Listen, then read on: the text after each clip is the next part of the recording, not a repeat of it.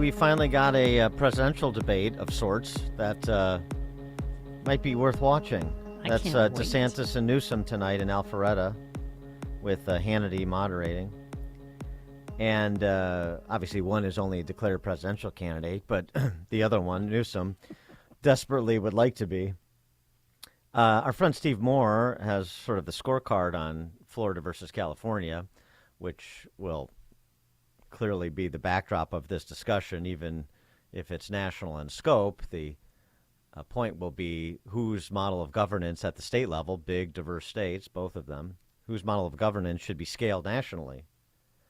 Steve Moore, 13.3%, puts that's the highest bracket in California income tax rate, the highest in the country. Forced union rules, minimum wage that can reach $20 an hour, highly restrictive land use rules with strict regulations on climate and labor, generous welfare state paying out twice as much per person as Florida. Florida has no income tax, right to work state with an ambitious school choice program by contrast. Not to mention the elimination of gas-powered vehicles by 2035 what Newsom wants for California. In a rich states, poor states report that Moore and his colleagues do in conjunction with the American Legislative Exchange Council each year. Florida ranks 9th in economic outlook, California 45th. Ooh. Florida beats California on every socioeconomic indicator. California has lost a net 1.8 million residents to other states over the past decade, while Florida gained nearly 2 million. Wow. This is going to be interesting how Gavin Newsom's going to try and spin this. And then DeSantis, should I ask him too, didn't your in-laws leave California and move to Florida? Well, I want... get a little personal there. When DeSantis is done with Newsom, I'd like him to debate Pritzker, because you could substitute Illinois for California in that rundown of the comparison between Florida and California. You could nicely substitute Illinois there, and you basically have the same story. Maybe that would give Jelly Belly the national profile he so desires as well. So let's make it a series, DeSantis versus Dem governors. For more on this, please be joined by Noah Rothman, senior writer at National Review, author of The Rise of the New Puritans, Fighting Back Against Progressives' War on Fun. Noah, thanks for joining us. Appreciate it. My pleasure. Thank you. What are you anticipating with tonight's DeSantis-Newsom debate? So I think Sean Hannity and DeSantis both want to treat us to an experience that we don't deserve in this country, which is a frank and productive debate about, as you said in the beginning, two competing models, two theories of social organization, which is precisely what the founders had in mind for us. The laboratories of the states experimenting with different ideas, different ways of creating a more just and valuable social compact, and setting them against each other and finding out what works best, and that bubbling up to the top. At least that's the theory, right? And this is kind of that's, I think, what Gavin Newsom wanted to begin with. Remember, he picked this fight. Right. It was in the summer of 2022 when he started airing ads that he paid for in Florida saying that your state is a hellscape of illiberalism, saying that you don't have liberty in your state, that we do. We have the kind of freedom that you don't have, freedom of speech, freedom from hate, freedom to love.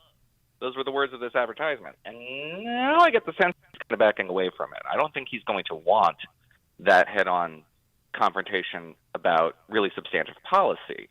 I think he's going to try to establish a contrast between himself and DeSantis in terms of personality. He's a very slick guy.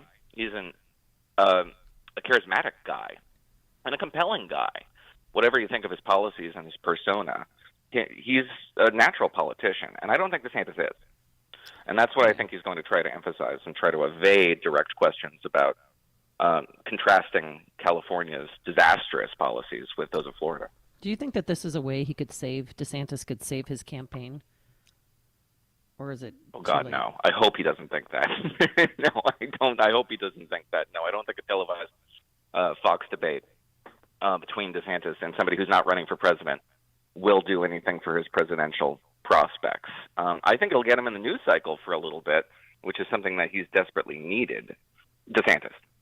But I struggle to envision the sequence of events that could unfold tonight that would redound to his benefit with the Republican primary electorate. Let's assume, let's say that there's a viral moment, because we're not even talking, the max Fox News audience on a weekday primetime night is like 3 million total. We're not even talking about Republican primary voters. So there would need to be some viral event that dominates the news cycle for a long time, well through the weekend, in order to have any impact on his trajectory. And I struggle to imagine that. That might be a failure of imagination on my part. I kind of hope it is, but I struggle to see it. Maybe DeSantis will come out with his hair slick back to parody the oil slick he's debating.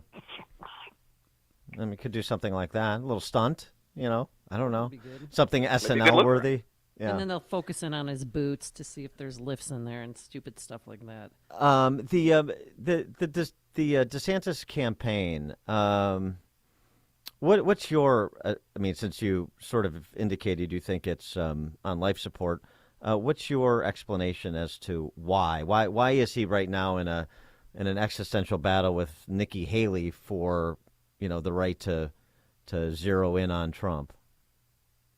Well, there are a lot of competing theories about this, and I don't think it's on life support. I want to make that clear. We have no polls out of Iowa since Ron DeSantis received the endorsement of the state's governor, Kim Reynolds, and the Family Leader CEO, Bob Vanderplaats, is an extremely influential evangelical in the state. Every person he's ever endorsed for this in this century, for this race, has won the race, even when they've been far, far behind in the polls. Now, his winning record might not hold up this year because there's very different conditions, and the person he's endorsing is behind in the polls by something like 30 points to Donald Trump. But we don't have evidence yet to suggest that hasn't moved the needle, and I would be shocked if it didn't. That said, his trajectory out of Iowa has narrowed significantly. I don't know where he goes after Iowa. He's falling behind dramatically in New Hampshire. South Carolina looks rough. Nevada looks rough. And then you get Super Tuesday. Where do you go? So his pathway is very narrow now. And why is that? Why is Nikki Haley rising? Well, a lot, again, of competing theories. Mine is that Ron DeSantis started with a theory of the race that maintained that he could peel off enough of Donald Trump's soft supporters to establish something that looked like a competing coalition on paper. And he would present that to the remaining anti-Trump forces, who are dyed-in-the-wool anti-Trump forces, who will crawl over glass to vote against Donald Trump within the GOP, and say, look, I'm what you got. This is what it is. You may not like some of my policies, you may not like my populist appeal, you may not like this, you may like that, but I'm the guy, I'm the vehicle. And so he didn't ask for their votes. And Nikki Haley did. That's it. Beginning, middle, and end. Nikki Haley appealed primarily to Republicans who are most receptive to the message that the Republicans need to move on to Trump. Ron DeSantis did not broadcast that message for fear that it would alienate so many Republican voters who don't want to move on from Donald Trump. Clearly the majority of the Republican Party. That wasn't a theory that was defensible on paper, but it hasn't worked out for him. So Nikki Haley has a smaller coalition, but it is nevertheless one that is amassing all the Republicans in the Republican Party, 20%, 25%, however you want to measure that, who are anti-Trump and who will vote for the candidate who asks for their vote and wants to move on from Donald Trump's movement. So, and there's a lot of irritation at Republican voters who are making these decisions, who are moving towards Haley's direction, saying, listen, you're sacrificing this opportunity to move on from Donald Trump, but this is a failure to comprehend human psychology. These Republicans were not asked to support Ron DeSantis. They were told to support Ron DeSantis. And you can't blame them for resenting it. So even if it's a three-person race after New Hampshire, let's say Chris Christie goes away, effectively a three-person race, maybe Ramaswamy stays in and peels off a few points, but how is this race competitive? I just don't see a path for either one of them, particularly as long as both of them stay in and both have the resources to do it. Yeah, I mean, that's the most likely outcome, what you just described. 8 out of 10 rolls of the dice, based on where we are now, will give you a Donald Trump nomination. If you squint real hard and take a look at a possible pathway for somebody like Nikki Haley, because as I said, Ron DeSantis is a very narrow path. He would need to pop out of Iowa and then just flip the script everywhere. But let's say Nikki Haley catches a number 2 spot in Iowa. Ron DeSantis is kind of disappointed, but he has the money to continue through the early states. He doesn't drop out. But everybody else does, with the exception of Vivek, who can pay his freight for as long as he wants to go. And Chris Christie drops out. Then let's say Nikki Haley gets the endorsement of Sununu. She becomes the number 2. All the independents in New Hampshire vote for her. Nikki Haley emerges victorious in New Hampshire. She's got a lot of momentum. Everybody, momentum is actually a measurable phenomenon in these contests. You get a ton of attention. You get a second look from voters. It self-perpetuates. So then she goes into South Carolina, where she's got a lot of heat on her from people who remember her governorship unfavorably, but nevertheless, most Republicans in the state like her. Let's say she emerges from that victorious. So then Donald Trump is 1 for 3. Heading into Nevada is kind of weird. Nevada's both got a caucus and a primary state going on. They really just messed up their whole system, so let's just put that to one side. And you're going into Super Tuesday. And you've got Nikki Haley, who's got all the momentum, all the donors behind her. She blankets the airwaves, and Donald Trump has this air of failure, a stink about him now. And again, you got to squint real hard to see it, but a lot of the soft support around Donald Trump, and he does have soft support. There's something like 35% of the Republican electorate is Trump and Trump alone, but everybody else is Trump maybe and kind of looking around. And those guys then begin to defect. That's the pathway for a non-Trump nominee. But as you said, it's an 80-20 proposition at this stage. And Biden, I mean, is there? I know there's some people that are still persisting. I think I saw Tucker Carlson say he didn't think that either Trump or Biden would be the nominee, which is, I guess, a way to get attention. But I don't see how there's. I mean, we already talked about Trump, but the same thing with Biden. I mean, you've got pieces out this week, from pollsters like Doug Schoen, basically saying, look. As odd as it might sound, Biden is the strongest Democrat candidate at present, certainly within the environment that would ensue if he were to step aside. So do you see any emerging threat to Biden as the nominee? I don't. I disagree with that analysis. I think that's actually true today. But after a competitive primary, which would be practiced among Democrats, and a consensus Democrat emerges, that's not Joe Biden, I definitely think that consensus Democrat would cobble together the old coalition. I think Joe Biden is artificially low at this stage. In polling, where you see these head-to-heads where Donald Trump is performing especially well, he's performing a little bit better than he did in 2020, but not markedly better than he did in 2020, and not markedly better than he did in 2016. He's still polling on average around 46, 47%, which is what he gets in the popular vote. Joe Biden, by contrast, is just scraping the bottom of the barrel. And I don't think that lasts on by November 2024. I think the coalition comes together and comes home after a grueling campaign where everybody's very polarized. But no, I don't see an emerging threat to Joe Biden. The parties are too weak. They're too sclerotic. Sorry for interrupting. Do you think President Biden's going to get, last time he got 92% of the black vote. Do you think that's going to change? Yeah, that could change. I wouldn't be surprised to see something like 85. I would have to see what the exit polls were. I don't from 2020. I don't recall what the actual final tally was for African American voters. But there's been attrition in Democrat support among African Americans, particularly black men, for the last couple of cycles. I would expect to see that continue.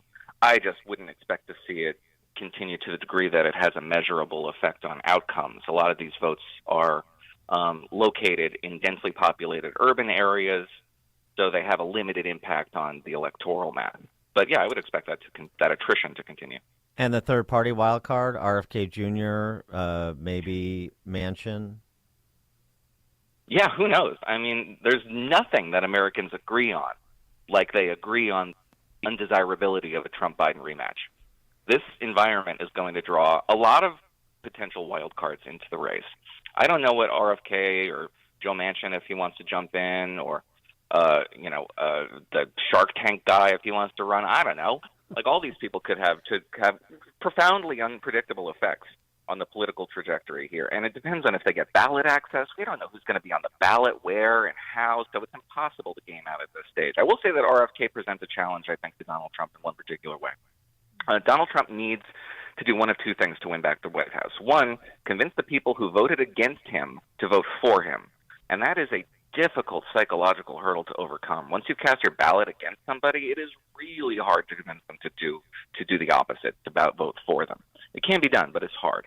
The second is to do what he did in 2016, remake the electorate, draw out a lot of voters who are unreliable voters, who are unenthused about the process, and convince them to vote for maybe the first time in a long time, or if ever. That's an obstacle if RFK is in the race and on the ballot. Because if you didn't vote in 16, you didn't vote in 20, you don't vote in the midterms, you don't vote in off years, because you're disgusted with the process.